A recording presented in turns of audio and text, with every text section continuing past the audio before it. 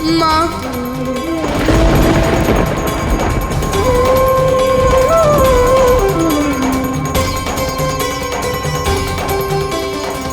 अपने संकीर्ण मतों से परे ले जाकर सार्थक मतों की ओर व्यक्ति को ले जाने वाले महाकाली का ये स्वरूप माता मातंगी के नाम से जाना जाएगा।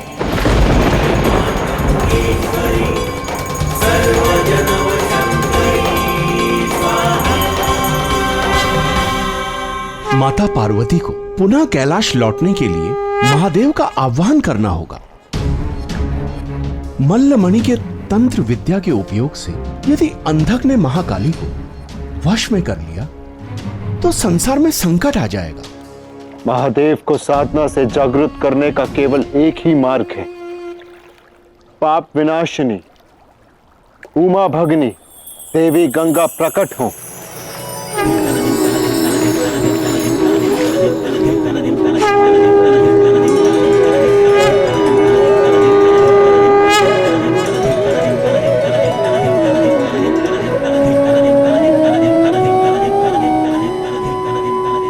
क्षमा कीजिए नारायण, मैं जानती हूँ पृथ्वी की सारी नदियाँ सूख चुकी है, परंतु मेरे पास इस समस्या का कोई हल नहीं। हल नहीं, परंतु हल में सहायक अवश्य हो सकती हो देवी गंगा। मैंने इसीलिए आपका आह्वान किया। पृथ्वी पर किसी की तपस्या फलित होने का समय आ गया है और आपको उसकी सहायता करनी हो। और इस सहायता से न केवल जल संकट का निवारण होगा, अपितु महादेव भी अपनी साधना से जागृत हो पाएंगे। कौन है वो? राजा भागीरथ। ओम ह्रीं गंगा देवै नमः। ओम ह्रीं गंगा देवै नमः। अपने पूर्वजों की आत्मा की मुक्ति के लिए भागीरथ पृथ्वी पर साधना कर रहे हैं।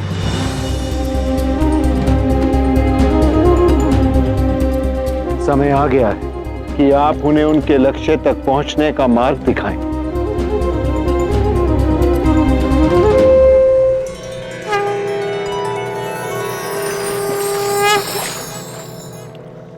आपके जागरण की आवश्यकता है महादेव, क्योंकि जो चुनौती मेरी बहन के समक्ष आने को प्रस्तुत है उसका सामना शिव और शक्ति दोनों को मिलकर करना होगा।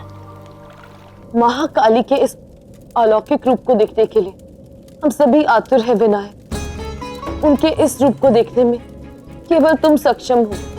हे विनायक, अनुचित मतों को स्वाहा करने वाले महाकाली के मातंगी रूप को हमारे समक्ष चित्रित करो।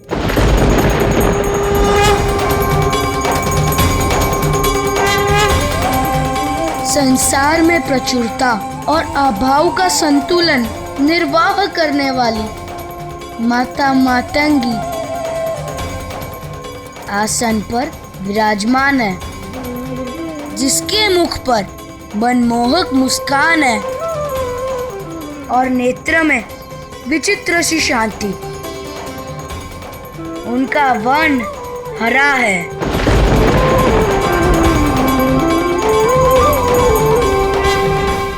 किंतु हरा वर्ण क्यों?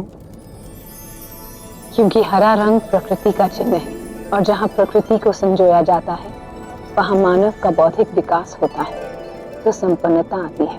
उनके वस्त्र लाल है और कंठ में कदम के पुष्पों की माला शोभित हो रही है, जिसके बाएं हाथ में कपाल और दाएं हाथ में रक्त लिप्त कटार, जो अपने रौद्र रूप में भी रत्न जड़ित वीणा का वादन करती है। ऐसी है माता मातंगी।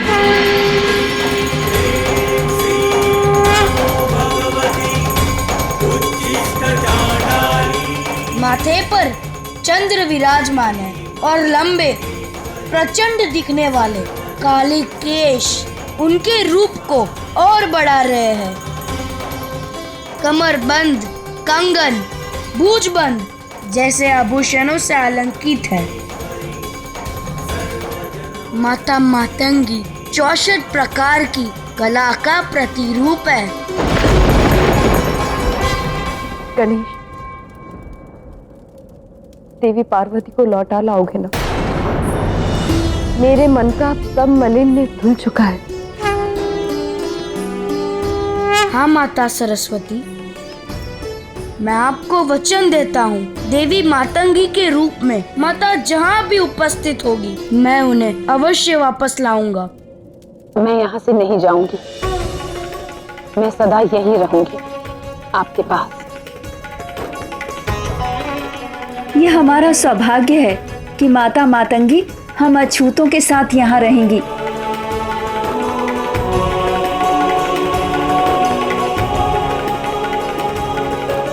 ओम ह्रीं गंगा देवै नमः। नेत्र खोलिए राजा भागीरथ।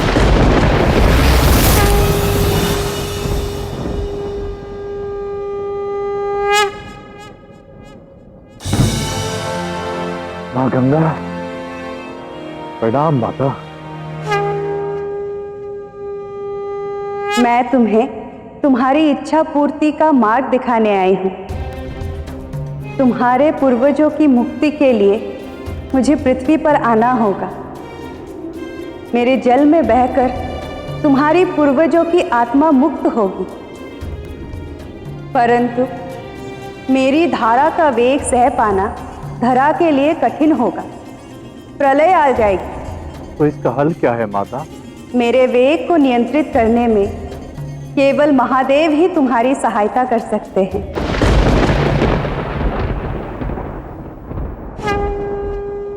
दर्शन दीजिए महादेव, दर्शन दीजिए।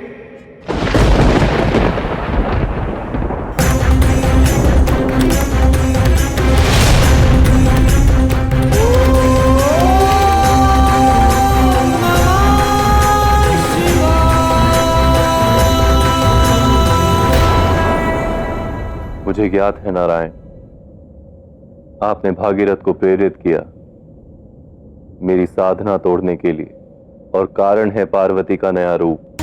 हाँ महादेव, मैं ही नहीं अपितु आप भी देवी पार्वती को उनके उस प्रचंड रूप से दूर रखना चाहते हैं। मैं जो कर सकता था मैंने किया। देवी पार्वती को रोकना केवल आपके वश में। कुछ उपाय कीजिए महादेव, ताकि देवी पार्वती कैलाश लौट सके। मेरे पास इसका कोई उपाय नहीं है नारायण, क्योंकि पार्वती स्वयं एक नए मार्ग को प्रशस्त कर रही है, और जब तक उनकी ये यात्रा पूर्ण नहीं हो जाती उनका लौटना असंभव है। समय आ गया है कि हम माता को लौटा लाए। किंतु विनायक, माता को समर्पित करने के लिए हमारे पास तो अब कुछ भी शेष नहीं बचा। संपूर्ण धन संपत्ति माता ने चंडालों को सौंप दी। माता ने समानता का मार्ग प्रशस्त किया देवराज। जब वे चंडालनियां माता के दर्शन के लिए आई, तब उनके पास भक्ति के अतिरिक्त कुछ भी नहीं था। तो आज हम भी माता को भक्ति समर्पित करेंगे।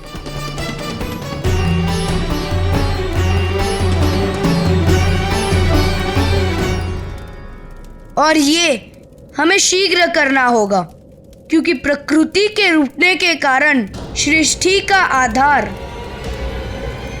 टूटने की सीमा पर है।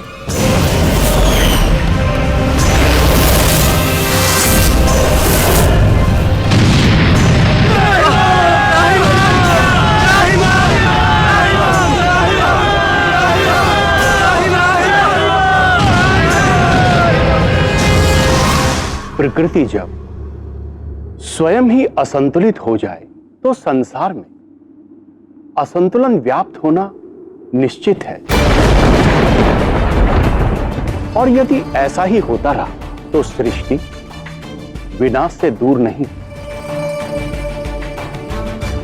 देवी पार्वती संसार को सीख देना चाहती है, पर जब जीवन ही नहीं रहेगा तो सीख से क्या लाभ?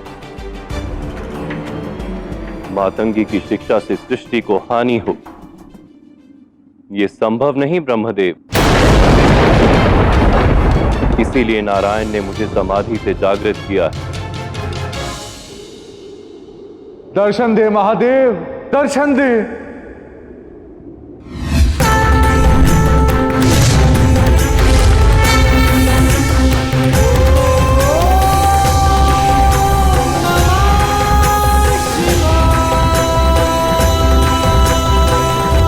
क्या हुआ भागीरथ, इतने व्याकुल क्यों हो? प्रणिपात महादेव। आपसे क्या छिपा है प्रभु? मेरे 60,000 पूर्वज कपिल ऋषि के श्राप से भस्म हो गए। उनका अंत हुआ, परंतु उनकी पीड़ा का नहीं, क्योंकि आज भी उनकी आत्माएं मुक्त नहीं हुई। महाकाली ने देवी गंगा को वरदान दिया कि वो ही पृथ्वी पर पापों का हरण करेंगी और मनुष्य को तारेंगी। तो समस्या क्या है? क्या गंगा ने तुम्हारी सहायता करने से अस्वीकार कर दिया है? नहीं महादेव, किंतु उनका तीव्र प्रवाह संसार में प्रलय लाएगा। तो बस केवल आप ही हैं प्रभु जो देवी गंगा का ये प्रवाह धरती पर रोक सकते हैं। मुझ पे कृपा करें भगवान, महादेव मुझ पे कृपा करें। भागीरथ, निष्काम कर्म का फल सदा उत्तम होता है। तुम्हारा ये तप ना केवल तुम्हारे पूर्वजों के लिए मुक्ति का मार्ग बनेगा, अपितु सारी सृष्टि को प्रकृति के वरदान से धन्य करेगा।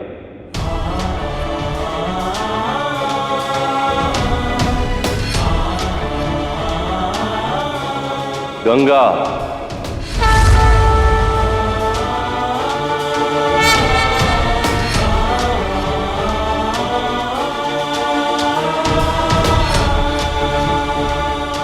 मैं आपका मंतव्य समझ गई महादेव। मैं पृथ्वी पर अवतरित होने के लिए सज्ज हूँ। क्या मेरे इस प्रवाह को रोकने का कोई उपाय है आपके पास? अवश्य है गंगा।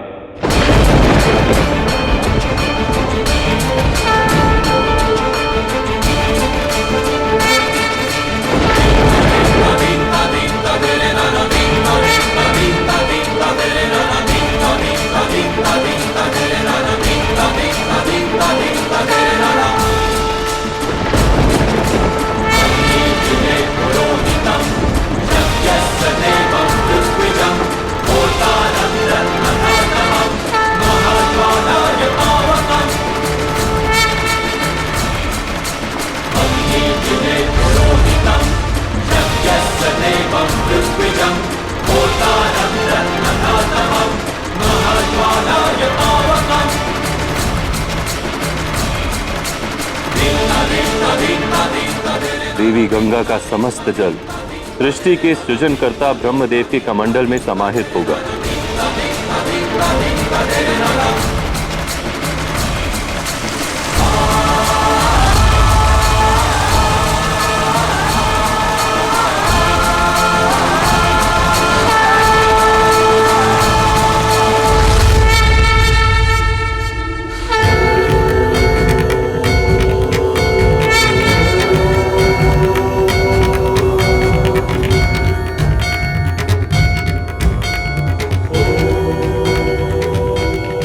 जिसके पश्चात ब्रह्मदेव उस जल को अपने कमंडल से धीरे धीरे मुक्त करेंगे।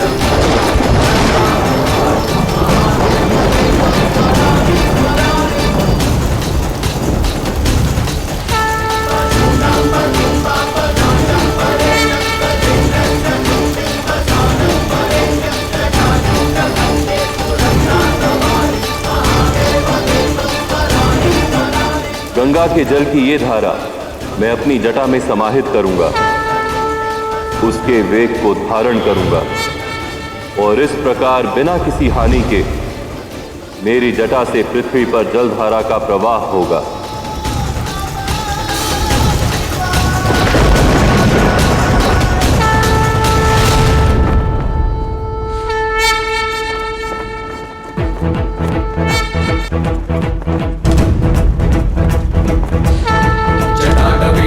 जल प्रवाह पावितस्थले कलेवलंब्य लंबितां भुजंगतुंगमालिकां टमट्टमट्टमट्टमन्निनादमट्टमर्वयं चकार चण्डताण्डवं तनोतु नः शिवः शिवम् जटाकटाः संगमं भ्रमं निलिप्पनिर्जने विलोलविच्चवल्लरी विराजमानमूर्धनि तगद्धगद्धगज्ज्वलल्ललाटपट्टपावके किशोरचन्द्रशेखरे रतिं प्रतीक्षणं मम धराधरेन्द्र नन्दिनी विलासगन्धमन्त्रस्फुरद्दिगन्त सन्तति प्रमोदमान मानसे टमट्टमट्टमट्टमन्निनादमट्टमर्वयं चकार चण्डताण्डवं तनोतु नः शिवः शिवम् जटाकटाः सम्भ्रमं भ्रमं निलिप्पनिर्जने विलोलविच्चवल्लरी विराजमानमूर्धनि तगद्धगद्धगज्ज्वलल्ललाटपट्टपावके किशोरचन्द्रशेखरे रतिं प्रतीक्षणं मम धराधरेन्द्र नन्दिनी विलासबन्धु बन्धुरस्फुरद्दिगन्त सन्तति प्रमोदमान मानसे धरारभालपट्टिका धगद्धगद्धगज्ज्वलद्धनश्चयाहुतीकृत प्रचण्डपस्य सायके। गंगा की ये धारा भागीरथ के पूर्वजों की भस्म से मिलकर उन्हें मुक्ति प्रदान करेगी।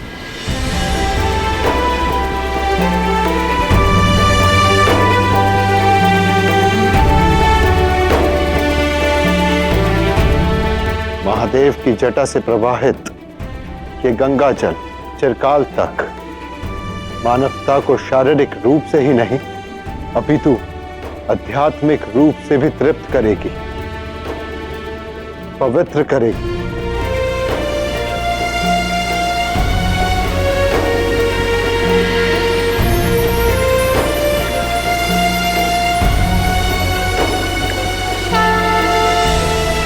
महादेव ने गंगा को अपने शीश पर धारण करके संसार को जलमग्न होने से बचाया और जल तृष्णा की पूर्ति कर प्रकृति के कोप से भी मुक्त करवाया। और इसीलिए गंगा को अपनी जटाओं में समाहित करने वाले शिव आज से गंगाधर के नाम से भी जाने जाएंगे।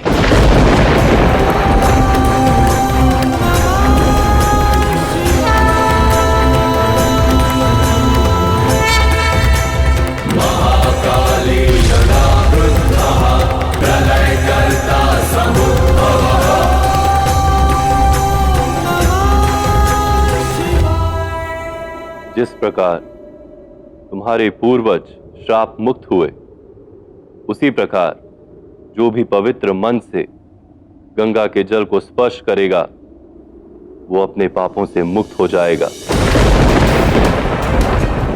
इस संसार को जल रूपी प्रकृति का उपहार तुम्हारे कारण प्राप्त हुआ है।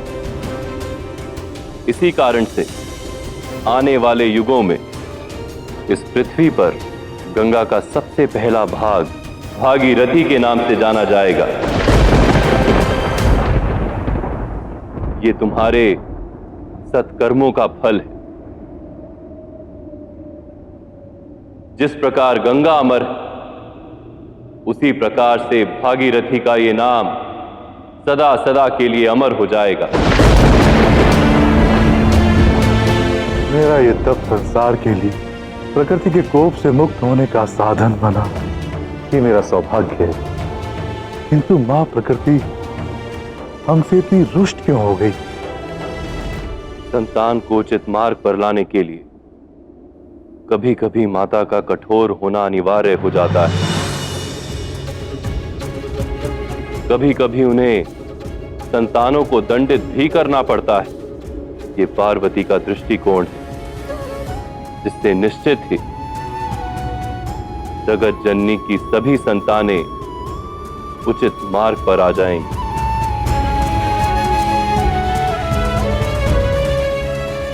किंतु ये कोई नहीं जानता गौरी, इस परीक्षा से भी कठिन एक परीक्षा तुम्हारी प्रतीक्षा में।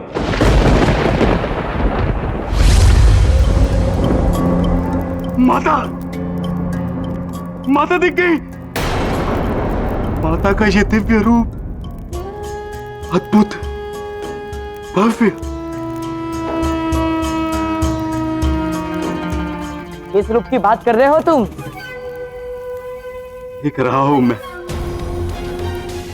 हरे रंग की आभा से अलौकिक, जितनी दिव्य उतनी ही कठोर भी। चांडाल स्त्रियां माता को स्थापित करने में व्यस्त है।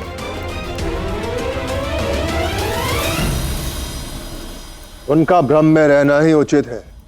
लगने दो उन्हें कि वो महाकाली को स्थापित कर देंगे। तब तक हम महाकाली को अपने वश में कर लेंगे।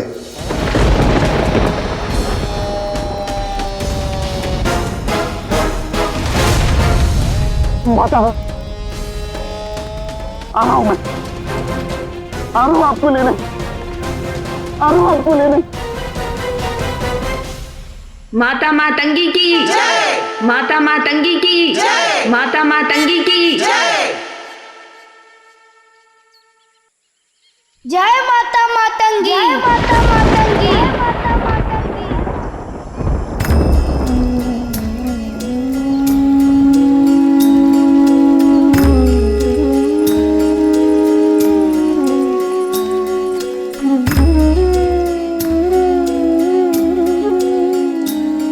पार्वती पुत्र गणेश, प्रभु आप सभी का बहुत बहुत स्वागत है।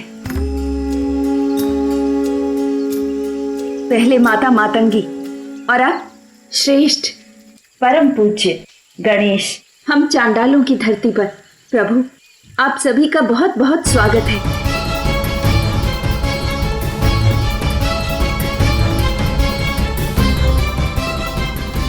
ठहरो, इन चंडालियों को हम कैलाश में प्रवेश नहीं देंगे। इन स्त्रियों में ज्ञान का अभाव है, इसलिए अपनी सीमा लांघकर कैलाश चली आई। जिनका अपमान किया उनके आंगन में आने का कोई विशेष प्रयोजन देवी? ज्ञान की देवी होकर भी अहंकार में अज्ञानी बनी, आप सबको निम्न समझने की भूल की। मुझे क्षमा कीजिए। अपने अहंकार की आहुति देने के पश्चात मेरा मन पवित्र हो गया है और उतनी ही पवित्रता है मेरी इस क्षमा में।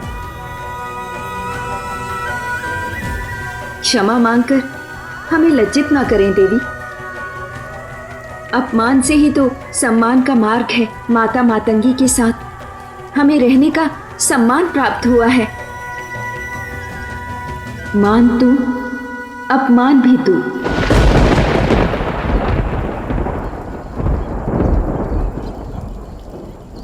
परंतु माता के कैलाश से जाने के पश्चात कैलाश से जैसे प्राण भी चले गए हों।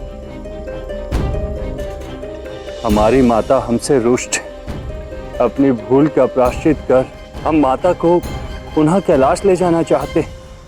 कहा था मैंने कि ये सिर्फ देवताओं का नाटक है, हमें मनाने के लिए। किंतु कैलाश त्यागना और हमारे साथ आकर रहना ये माता का ही निर्णय है और हम माता को कहीं नहीं जाने देंगे। कहीं नहीं ले जाने देंगे? अपनी संतानों को छोड़कर माता भला यहाँ कैसे रह सकती हैं? वो हमारी माता है, उनके बिना कैलाश निर्जीव है। मैं आपसे निवेदन करता हूँ, हमें माता को अपने स्थान पर वापस ले जाने दें। बस नंदी,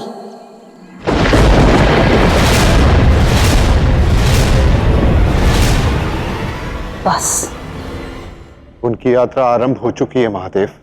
पार्वती को रोकिए, अन्यथा ये विनाशकारी होगा।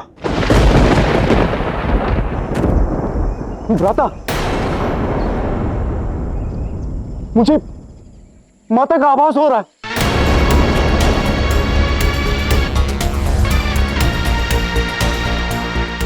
वाह, वहां कहीं है माता। कर्मों के फल से भला कौन बच पाया है नारायण? जिस प्रकार मेरे कर्मों के फल को पार्वती ने भुगता, उसी प्रकार उसके इस उद्देश्य में उसका सहयोग देना मेरा कर्तव्य है। पार्वती का कैलाश को त्यागना तभी सार्थक होगा जब वो उस सीख को स्थापित करेगी जिसके कारण इस महायात्रा का आरंभ हुआ। उससे पूर्व पार्वती से मिलना उसे उसके उद्देश्य से भ्रमित कर सकता है।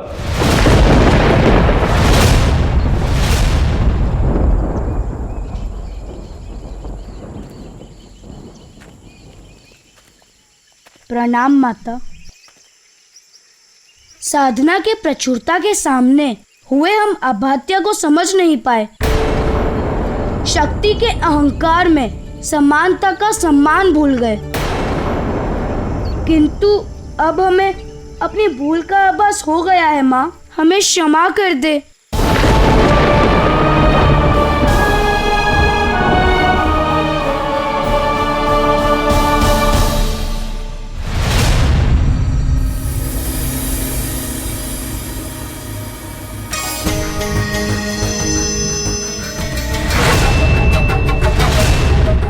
माता, मोरी माता,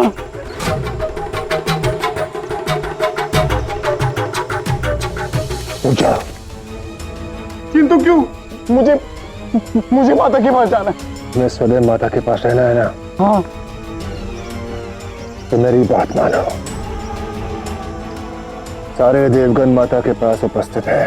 हमें इस समय यहीं रुककर देखना होगा कि वहां क्या हो रहा है। तभी हम अपना अगला दांव खेलेंगे। और हाँ, मेरा विश्वास रखो, माता स्वयं तुम्हारे पास चलकर आएगी।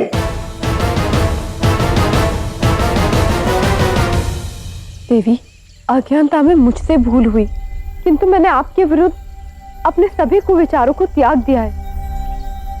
कृपया कैलाश लौट चलें। आश्चर्य, माता मातंगी देवगन की क्षमा पर कोई प्रतिक्रिया नहीं दे रही, किंतु क्यों? चलो ला, मुझसे बहुत प्रतीक्षा नहीं हो रही, मुझे माता से मिलना है। रुको, वहां बुद्धि के स्वामी गणेश उपस्थित हैं। एक क्षण में हमारा रहस्य जान जाएंगे वो। हमें यही रुकना होगा।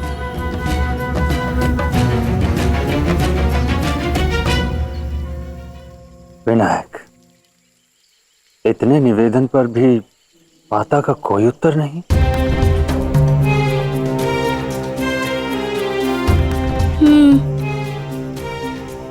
भेंट, देवराज इंद्र माँ भेंट से प्रसन्न होगी।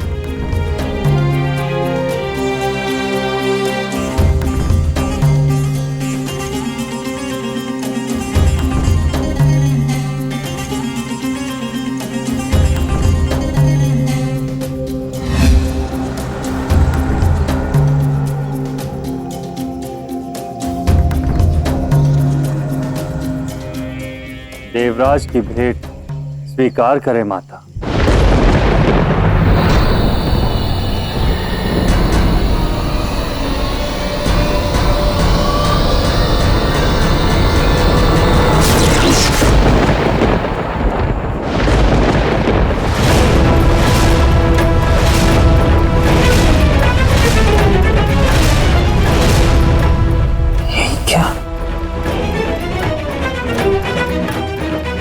भेंट को अस्वीकार करने का कोई तो कारण अवश्य होगा देवराज। आपको ये प्रसाद समर्पित करने आए थे, भेंट स्वीकार कीजिए माता। तुम्हारा ये दुस्साहस! महाकाली को भेंट में अपनी जूठन समर्पित करोगी?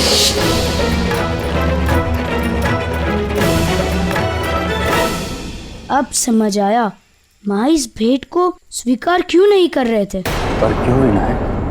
हमने चंडाल स्त्रियों को निम्न समझकर उनके भेंट स्वरूप लाए हुए जूठन का तिरस्कार किया।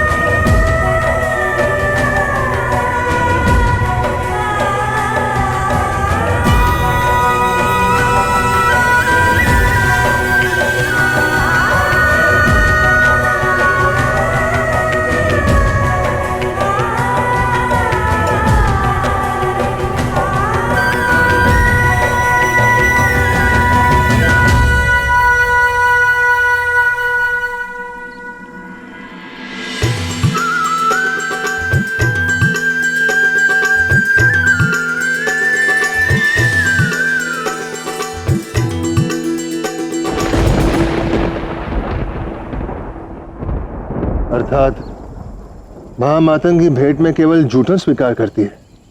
महाकाली को नियंत्रित करने का उपाय मिल ही गया।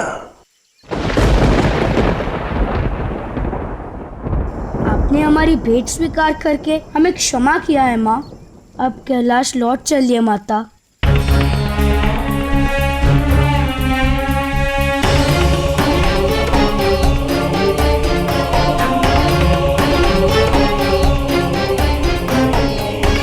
ये मेरी यात्रा का पहला पड़ाव था विनायक। अभी मेरी यात्रा पूर्ण होना शेष है। मैं कैलाश नहीं लौट सकती।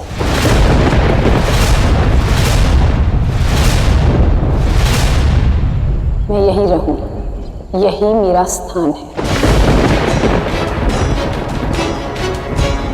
माता, आपके बिना कैलाश में असंतुलन व्याप्त हो गया, सब कुछ निर्जीव हो गया। कृपा कर कैलाश वापस लौट चले माता। कैलाश में संतुलन बनाए रखने के लिए महादेव हैं, परंतु संसार में बना असंतुलन मुझे ही ठीक करना होगा देवराज, क्योंकि मैं ही तो जगत जननी हूँ।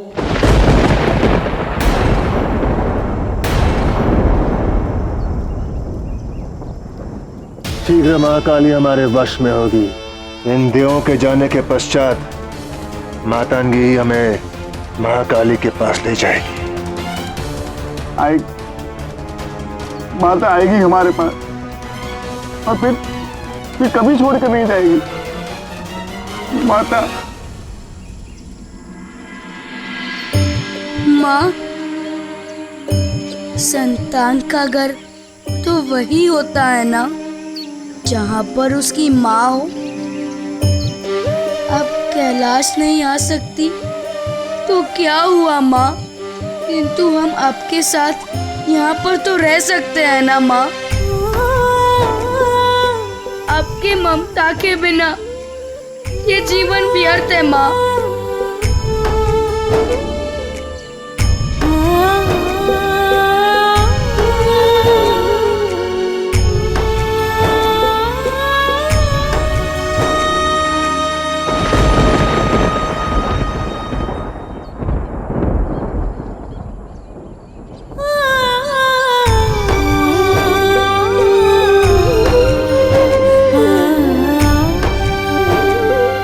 भूल पर ग्लानि होने में और उससे सीख लेने में अंतर होता है विनायक। तुमने क्षमा अवश्य मांग ली है, किंतु सीख लेना अभी शेष है।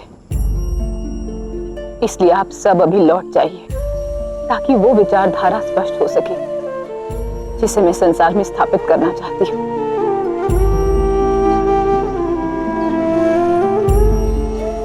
किंतु माँ, नहीं विनायक, तुम्हें लौटना ही होगा पुत्र,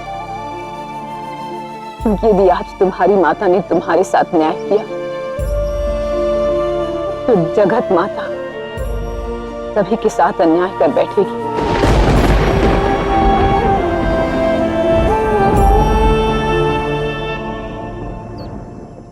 तुम्हें जाना होगा।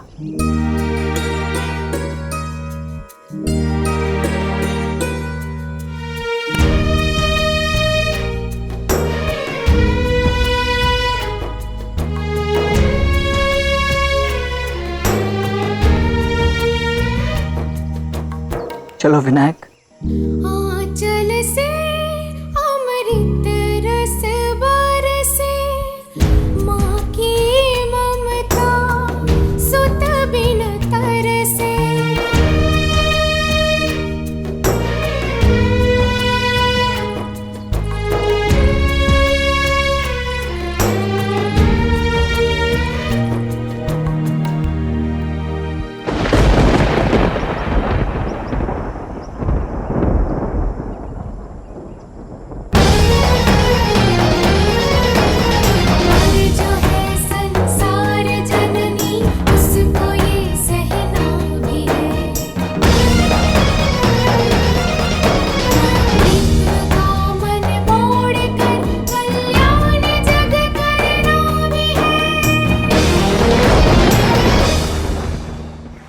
एक माता ने संतान का आग्रह भी टाल दिया है महादेव। अब आप ही देवी पार्वती को केवल आप ही कैलाश लौटने के लिए मना सकते हैं। मल्ला और मणि के देवी मातंगी तक पहुंचने से पूर्व आपको यह कार्य करना होगा महादेव, अन्यथा परिणाम शुभ नहीं होंगे। महाकाली की दृष्टि काल से भी परे है नारायण, इसलिए सृष्टि का प्रत्येक घटनाक्रम और उसका परिणाम शक्ति से है। मल्ला और मणि तब तक मातंगी को प्रभावित नहीं कर सकते जब तक मातंगी स्वयं न चाहे। मुझे पार्वती के निर्णय और विचारधारा पर पूर्ण विश्वास और आपको भी होना चाहिए। हमें सुख साधन से समृद्ध किया, अपनी संतान और परिवार को अनदेखा करके हमारे साथ रहने का चयन किया। ऐसी हैं देवी माता मातंगी। और आप अभी भी रुष्ट हैं। एक सच्चा आशीर्वाद बीज की भांति होता है, जो अंकुरित होकर जब बड़ा वृक्ष बनता है तभी आने वाली पीढ़ियां उससे छाया का लाभ और फल का स्वाद ग्रहण करती हैं। वर्तमान में किए गए यत्न जब भविष्य में फलित हो तभी उन यत्नों का महत्व है, अन्यथा नहीं। किसको भरोसा कि आज जो हमें मिला है वो कल भी हमारे पास हो ना हो। उचित कहा गौरी। मैं ये वचन नहीं दूंगी कि तुम्हारा भविष्य सुखद होगा। हाँ, मैंने बीज रोप दिया है, अब उसका पालन करके उसे वृक्ष बनाना, अपनी आने वाली पीढ़ियों को उसका फल खिलाना तुम्हारा दायित्व है। व्यक्ति यदि उपार्जन करना सीख ले तो वो कभी किसी पे आश्रित नहीं रहता, और यही तुम्हारी सीख है। जिस प्रकार मैं जगत जननी हूँ, तुम भी तो एक जननी हो, और जननी तो रचयिता होती है। तुम्हारे पास अब 5 तत्वों का आशीर्वाद है और उपार्जन की कला, जिसके सहयोग से तुम अपनी आने वाली पीढ़ियों का भविष्य सदा के लिए सुरक्षित कर सकती हो। मैं यहाँ दान देने नहीं, सम्मान देने आई थी, परंतु सामान तुम्हें स्वयं अर्जित करना होगा अपने परिश्रम से। तुम्हारी ये सोच कि चंडाल समुदाय समाज का एक बहिष्कृत भाग है, तुम्हें इसे त्यागना होगा। ये सोचना कि सदैव तुम्हारा तिरस्कार होता है उचित नहीं। प्रकृति के आशीर्वाद को स्वीकारो और एक उज्जवल भविष्य का निर्माण करो। चयन अब तुम्हारे हाथ है।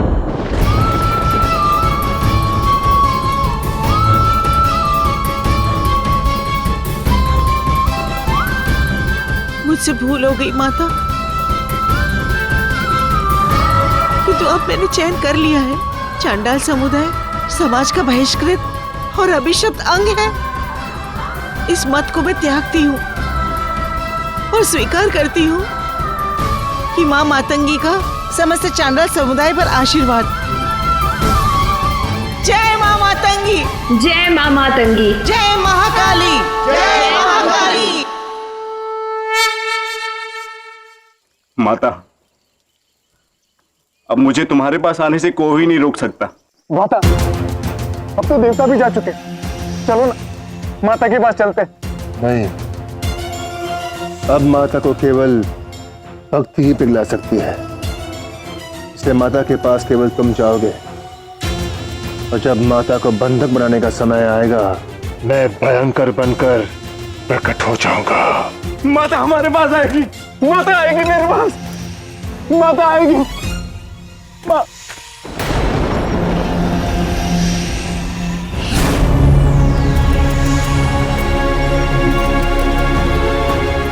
लेकिन भ्राता, भक्ति तो भक्ति होती है।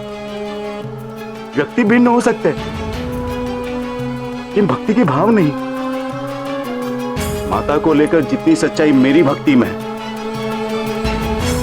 उतनी ही निष्ठावान ये चांडाल स्त्रियां भी है। माता इन स्त्रियों को छोड़कर हमारे पास क्यों आएगी? अब आप विश्राम करें माता, हम आपके लिए भोजन का प्रबंध करते हैं।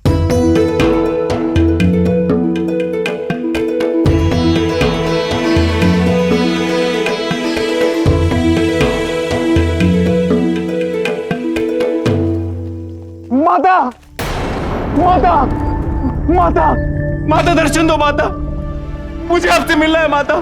कौन हो तुम? मुझे माता को ये भोग भेंट करना है। मेरा आप सबसे निवेदन है, माता को बुला दीजिए। निश्चिंत रहो, माता सबकी भेंट स्वीकार करती है। वो तुम्हें भी दर्शन अवश्य देंगी।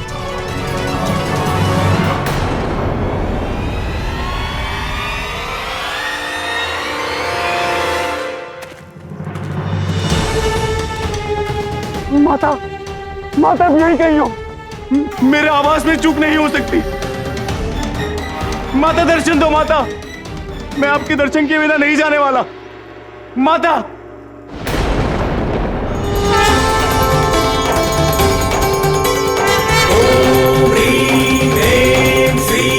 नमो भगवती उच्चिष्ट चांडाली श्री मातंगेश्वरी सर्वजनवशंकरी स्वाहा।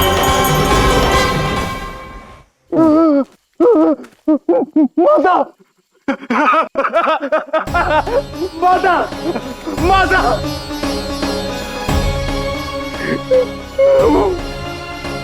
माता,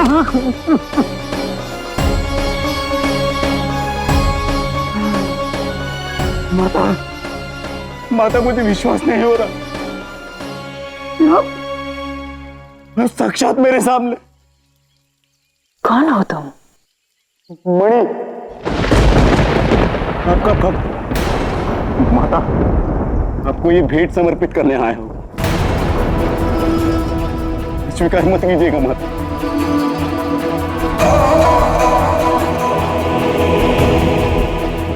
विराजिए माता, विराजिए।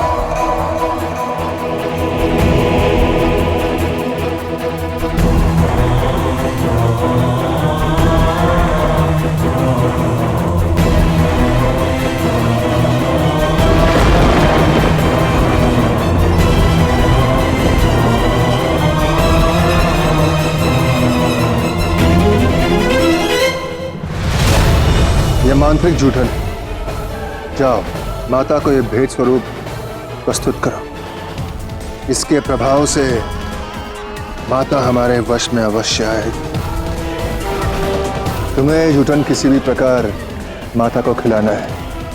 उसके पश्चात महाकाली स्वयं हमारे पास चलकर आएगी। माता, इस भेंट को स्वीकार कर आप मुझे धन्य कर दीजिए।